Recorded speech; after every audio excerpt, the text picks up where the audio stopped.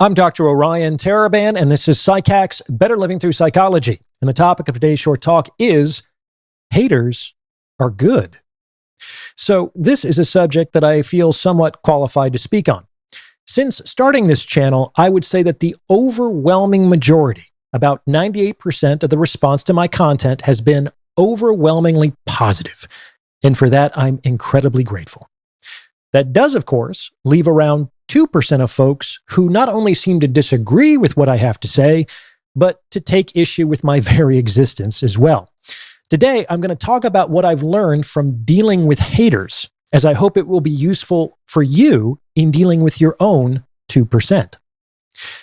The first thing we have to appreciate about haters is that they are inevitable. As I discuss in How to Be a Man, one of the two prerequisites for being a man is having a spine.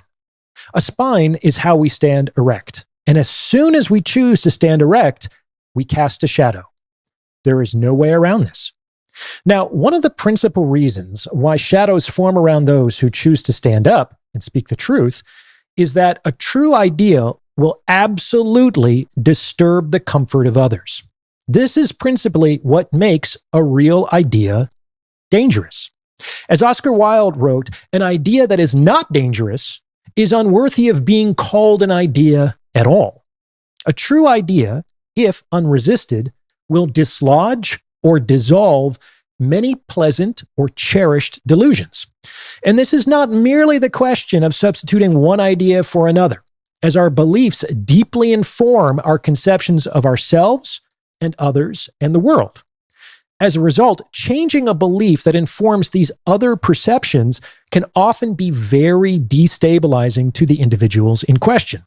And resistance to these ideas is always, at least in part, resistance to the cognitive dissonance that might otherwise threaten no less than the sense of one's place in the universe. So, if haters are inevitable, then it behooves us to make good use of them. And in point of fact, having haters can be extremely helpful. Besides the obvious advantage they confer in helping you develop a thicker skin, haters are useful for three very practical reasons, which I'm going to break down for you.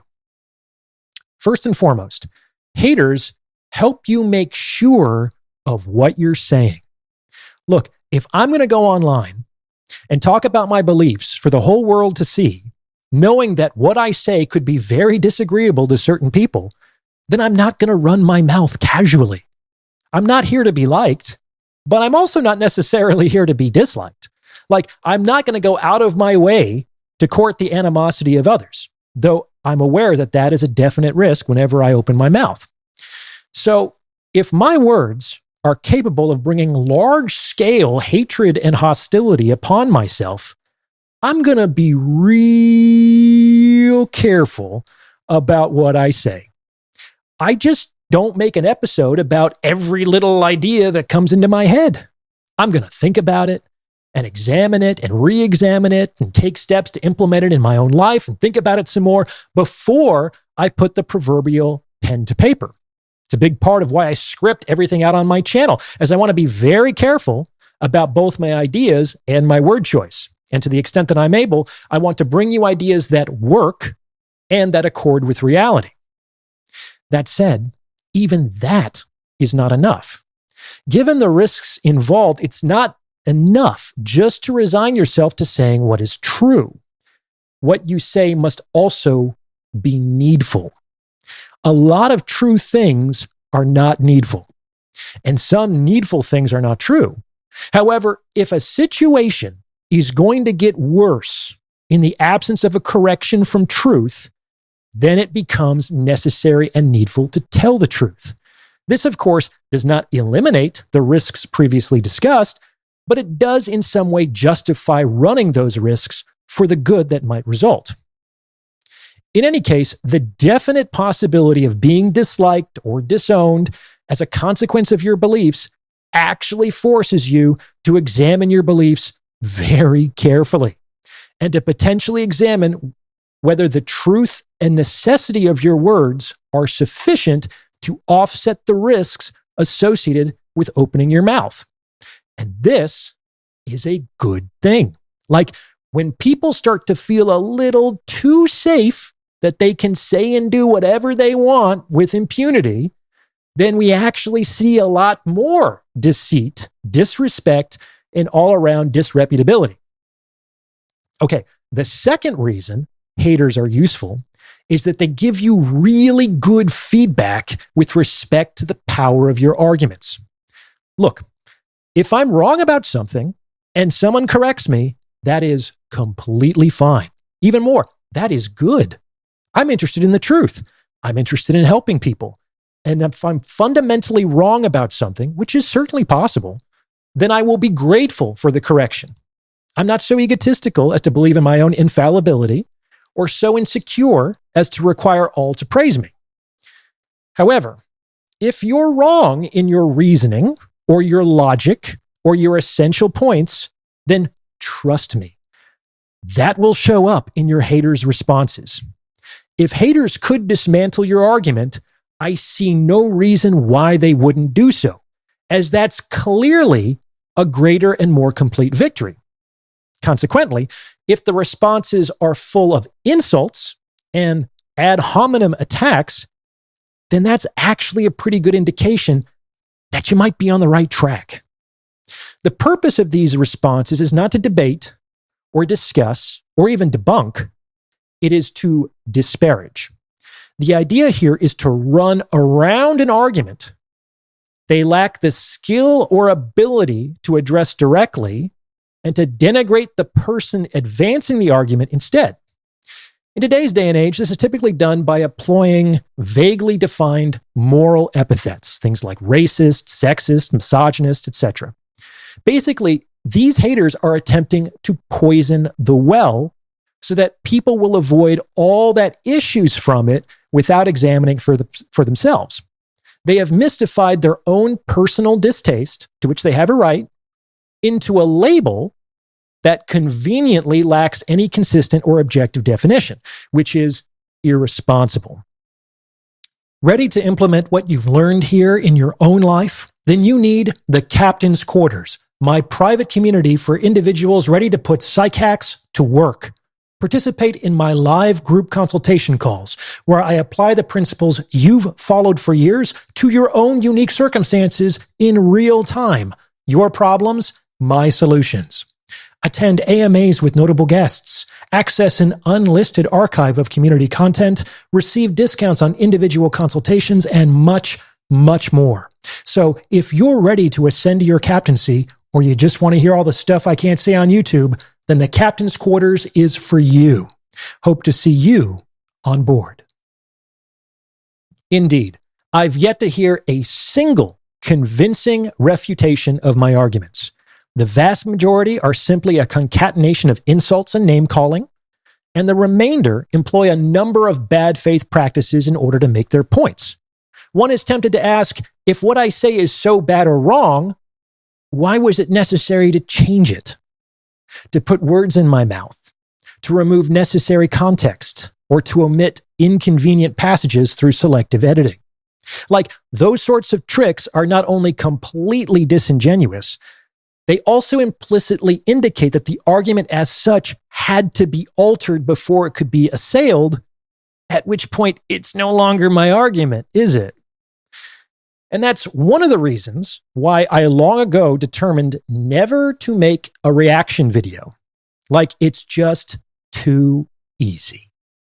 It's too easy to shoot first and then draw your target, to manipulate the message for your own intents and purposes. In my opinion, there's not only not a lot of integrity in the practice, there's not a lot of courage either.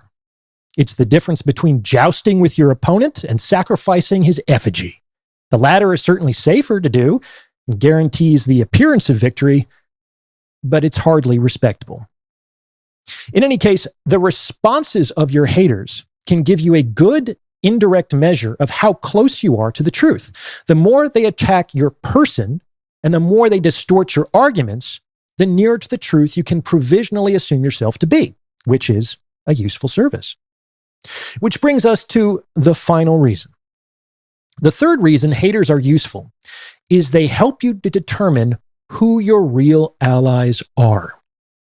Heath Ledger reportedly said, "Your biggest fan is someone you never met, and your biggest hater is somebody you know." And that has closely accorded with my own experience. I think this is because your old friends and family largely didn't choose to have a relationship with you. They're largely accidents. That is, they exist because you were born into a certain family, or you were assigned to the same homeroom in 7th grade, etc., etc. These relationships are mostly involuntary, and they are almost never based on vetting the other in terms of shared values, worldviews, belief systems, and so on. Now, it has certainly happened that a friend or a family member, someone I've known for 10 years, 20 years, their entire lives, has taken offense at something that I've said or something I'm presumed to have said and have completely cut me out of their lives. Like, boom, that's it. And in every case, they have declined my invitation to have a discussion on the matter.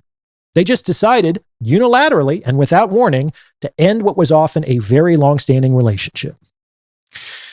Now, I'm of the belief that it's a social virtue to exercise some measure of tolerance with respect to things that are not bad or evil or wrong, but are simply a matter of personal taste, especially when it comes to our accidental or involuntary relationships. Like, none of us really asked to be here, so let's try to get along with each other, right?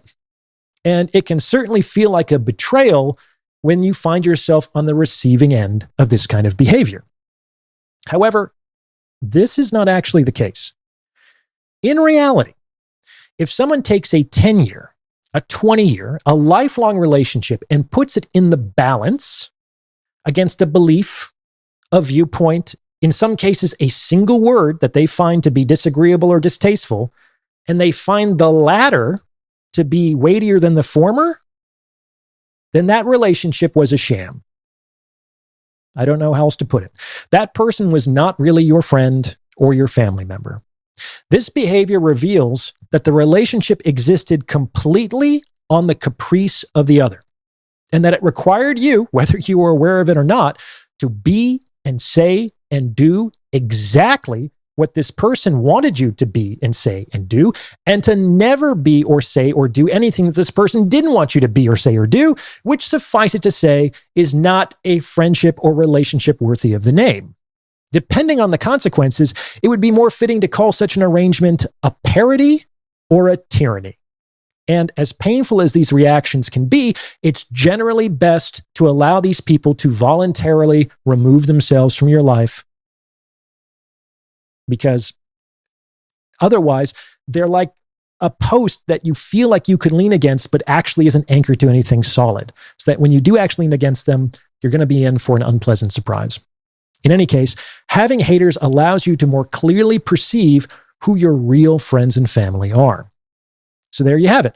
3 reasons why haters are useful. Just keep in mind that there is absolutely no reason to go out of your way to seek these people out or to arouse the animosity of others.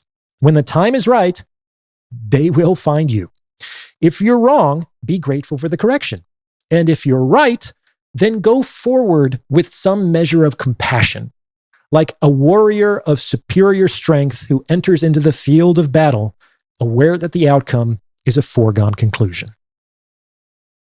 What do you think? Does this fit with your own experience? Let me know in the comments below. And please, send this episode to someone who you think might benefit from its message. I know you know someone who needs to hear this, because it's word of mouth referrals like this that really help to make the channel grow.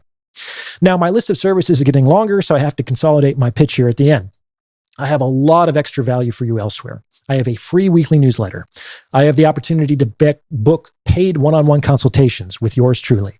I have my books, my best-selling nonfiction work on relationships, the value of others, and my novel on the final days of Vincent van Gogh, Starry Night. I have my agent, Orion AI, providing round-the-clock counsel. And I have my private community, the Captain's Quarters, where I respond to your issues in real time in group consultations. The links to everything are in the description below. Check them out if you are so inclined. Trust me, there's a lot of value there that I can't share here. As always, I appreciate your support, and thank you for listening.